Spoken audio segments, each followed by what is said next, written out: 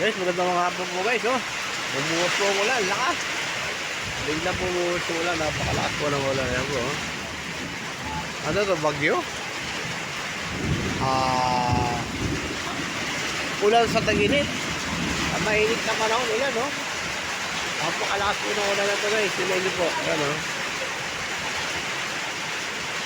At pumapasok na naman po sa aming matindahan itong ano na to, ulan na ito. Okay sana kung ano eh. Hindi sana bagyo para makabawas mo ng ano, ng init. Pero kung bagyo ito, napakalakas eh. Oh. Kaya masarap naman sa pakiramdam kasi naulan tayo, naulan tayo. Pero sana wag po po magtagal. Wag po sana magtagal itong ulan tayo. Ayan po.